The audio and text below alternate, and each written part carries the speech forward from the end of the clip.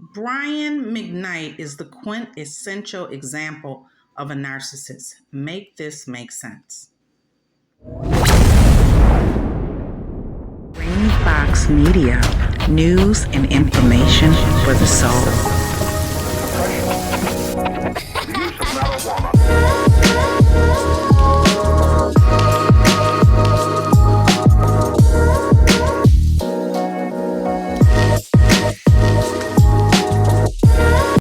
Please subscribe to Rainy Fox Media, like and share your views in the comment section. Thank you.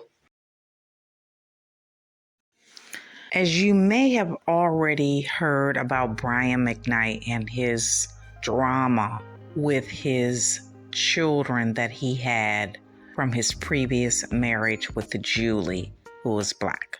They apparently were married for about approximately 13 years.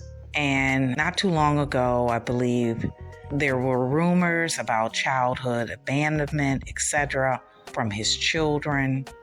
There was an actual court case where his daughter sued Brian for defamation of character. Basically, Brian McKnight accused his daughter of having an incestual relationship with a family member. But I digress. Fast forward, Brian is now remarried since 2017 to a lady by the name, I believe, is Lilana Mendoza, which is now McKnight. With that said, they just recently had a baby boy, and Brian decided, I'm assuming it was just him making this decision, I don't know, to name the boy after him, Brian McKnight. It turns out Brian already has a son named Brian, so make that make sense.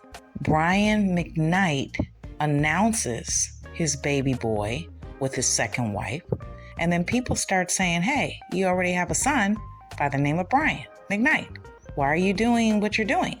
And then the past rumors and the past accusations and the court case with his daughter for defamation and all these things came to bear over the last few days over the internet. Little did I know, I wasn't checking for Brian McKnight other than his music. I like him as an R&B singer. With that said, as Brian apparently saw all the comments being made on the internet, after he announced the newborn baby boy's name, he decides a few days ago to come out with a video where he talked for approximately 5 minutes, believing that he had cleared the air and justifying his behavior. He considered it to be a mutual separation.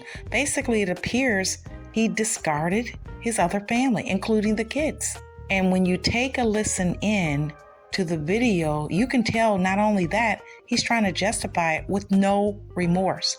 I'm not really saying therapeutically he's a narcissist, but he seems to fit the definition of one.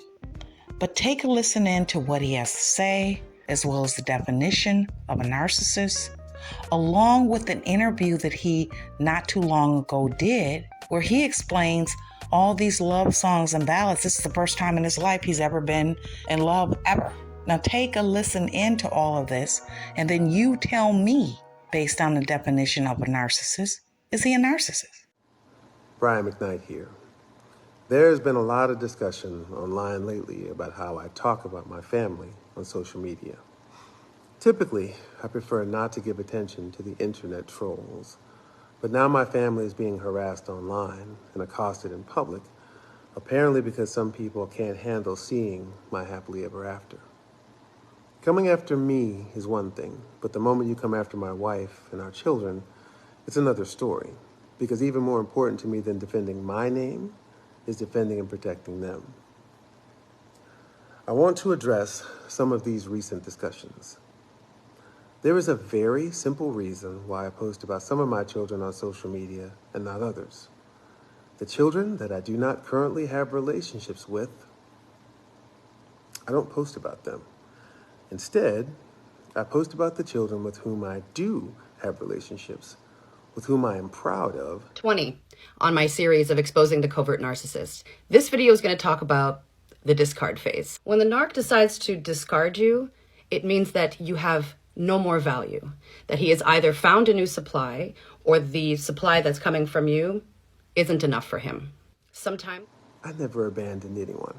Our estrangement was mutual, but those posts made any roads towards reconciliation and acknowledging them a dead issue. And I changed my will the next day. I've spent the last 30 plus years building a recognized, respectable name, and ironically, there are still people out there who are trying to smear my name while still carrying it, hoping to use it for their own benefit. I make absolutely no apologies for naming my infant son Brian. I want him and the world to know that he is the one who is my true legacy. So I'll be over here, continuing to love and protect my wife and our children as we continue to love our life.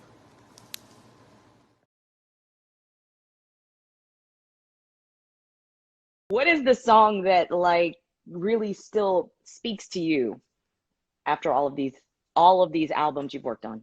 Well, the ones that do, the only ones that speak to me are the ones that I've written since Leilani came into my life, because those are the only ones that have a meaning.